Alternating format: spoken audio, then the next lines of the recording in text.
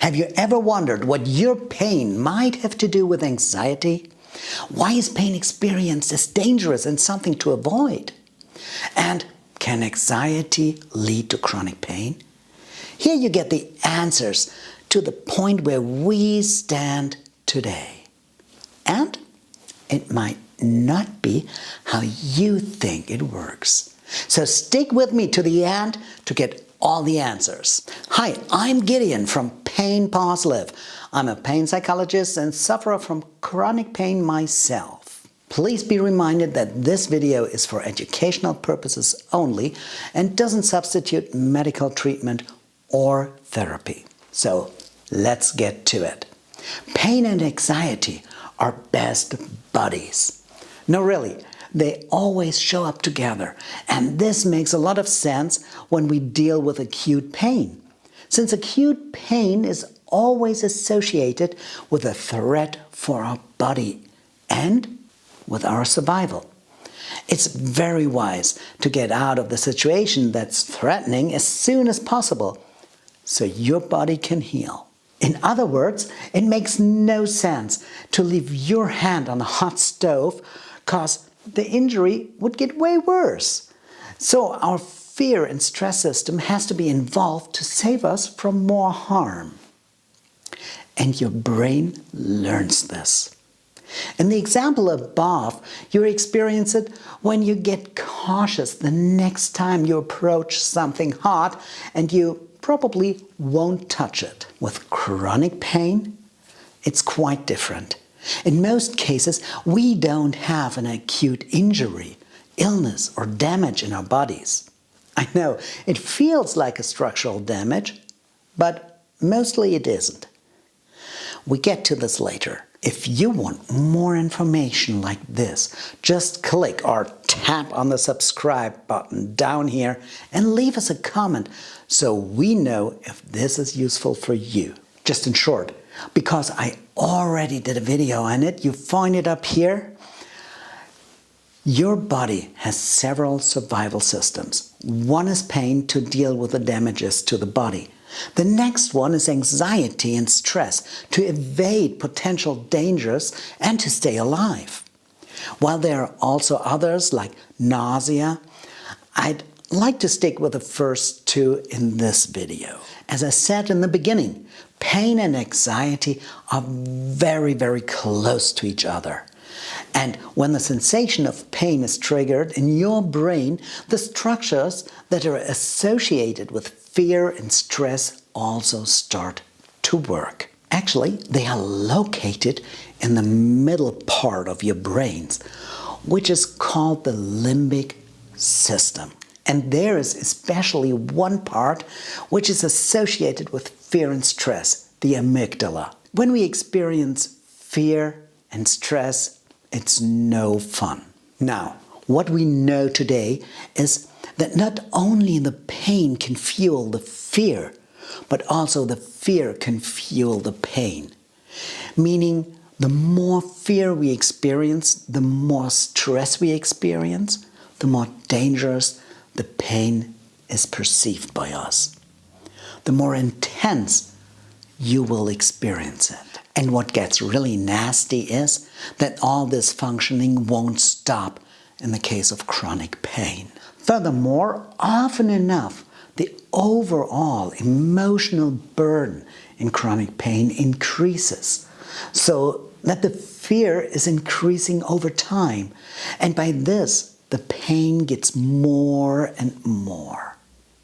The good news is, this is exactly where we as psychologists know our way around and can teach you how you can train your brain to calm down in the presence of pain.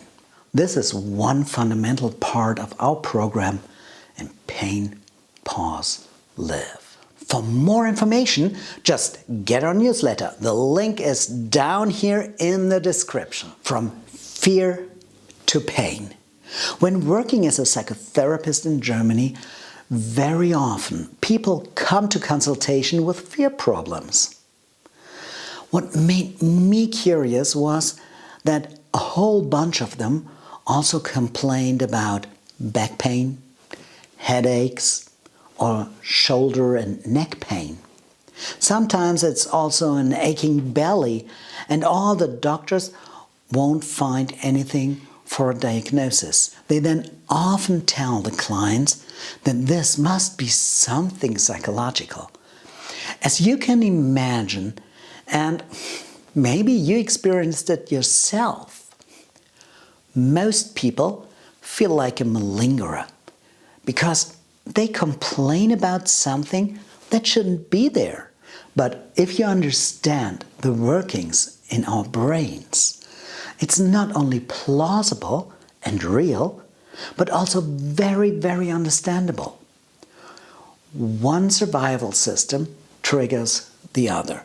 There's no such thing as imagined pain. Remember what I just described before. Pain triggers the fear and stress system, which can also feed into the pain system itself, all in your brain. By this, you don't need a structural damage in your body to feel pain in certain parts. And yes, this pain can be very real, nothing imagined. There's no such thing as imagined pain. Does that sound weird? I bet it does. But it is exactly the way things are working in our bodies. For far too long, we never looked at our brains and what's happening in there. Yes, the brain is a part of the body, and it's what keeps you alive and regulates about everything in your body. But when it hurts in your back, they often look at the spine only. If it hurts in your knee or shoulder, this is the only place that most people look at to find any diagnosis.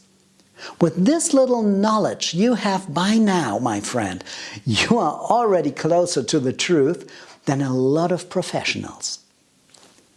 Now, let's get back to how fear evokes pain. Living with a lot of fear, constant worries, difficult thoughts lets you tense up automatically. If the tension doesn't go away, your muscles will tell your brain that something's wrong. And your brain will respond by knowing, oh, this is a danger signal. Something's wrong in the body. And it will start opening up for pain, the warning system. Nothing is structurally wrong in your body, but it hurts because of the constant tension you're in. And this can be learned just as well as the normal pain memory. What's happening there? Fear puts you in the fight, flight, or stuck mode. It's there to ensure your survival. So either you fight the danger, you evade it, just can't help it, and you have to endure it. In the first two, you need the tension and the energy to defend or run for your life. This is why your autonomous nervous system is automatically activated. The blood pressure rises, the heart is pounding, and sometimes even you begin to sweat or tremble. This is one part of what we call a stress reaction in the body.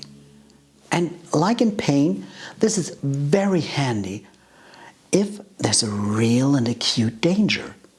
But in most cases in our daily lives, there is no danger that's a real threat. If you suffer from fear and anxiety, you will know that some thoughts tend to trigger this reaction already. Even though you're in a safe place, you start to tense up, heart's beating faster, and you feel very uncomfortable. It's like your brain marks a normal thing in life, be it a place, certain people, as dangerous. If this goes on for a longer time, the other survival systems, like pain and nausea, might kick in. And if you suffer from this, you might know it. And so it goes again, that you might feel pain when there's no structural damage. That's not weird or crazy to any extent. It's just the interrelatedness of your body's survival systems. So there are two ways how fear can trigger pain. First, my friend, in the brain, as the areas are closely connected. Fear and pain. And secondly, by long-lasting tension in your body. That tells your brain that something's wrong, something's not working the right way. Now, let me know if you get something out of this video down here in the comments. If yes, click or tap on subscribe. Happy to take a step into life with you.